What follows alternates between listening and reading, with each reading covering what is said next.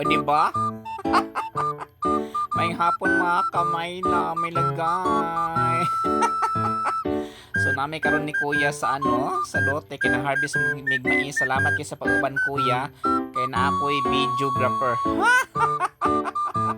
Ako gini siyang gituyog pauban makamay labis di siya kauban nun ganina kay ako siyang gipukaw yun kinatulog pa siya. Alas 9 naman kumata na diha kay ubatag lote.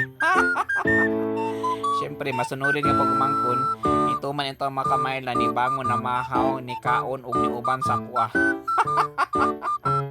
Kaya wala may gihato ni Kayla o na baklay ming duha. Baklay ta dala exercise na ni. Okay, baklay kay aron ingon nga way masakyan pero agi mo hatod o mga baklay ta. So butan kay si Kuya karong adlaw kay support sa iyang tito nga nag-harvest sa mais.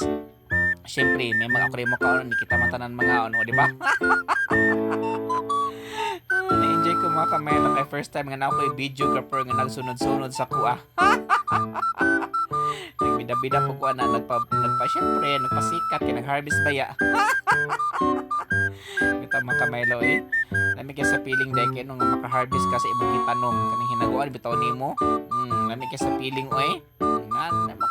tata. Makalungag pata, makahalin pata.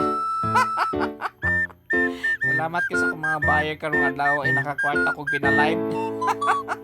So God will provide yun mga kamela. Kanang zero na jud ka no.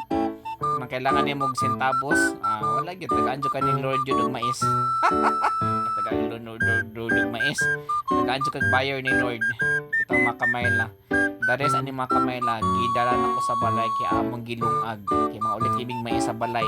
So karon nga time, marag naluto na to. Si mother ako gipalungag kay nagbus over ko diri sa taas mga kamela. Labi na ba siya nga mais kaunon kay labi nag kanang bagong harvest. Lami kay mga kamela kay siya tamis jud kaayo. Perfection gitawan niyo ni mama luto daw ang mais. Ay Ginoo ko. Ako lang gipasunod-sunod si Kuya sa kilid mga kamela kay perting dapawa. Otro po kong gidapaw kay wala man ko nag-jacket. Tanggal ako ang jacket kay perting inita. Perting iga nga kagikan ko naglampi sa diha sa luna. Kay mo na ganahan ako mga kamela kanang dili siya masagbot. Kay mo nang walay kinanaan sa mga daotang mananap. Kay syempre limpyo matong maisan. Pila na 200 square meter nga maisan.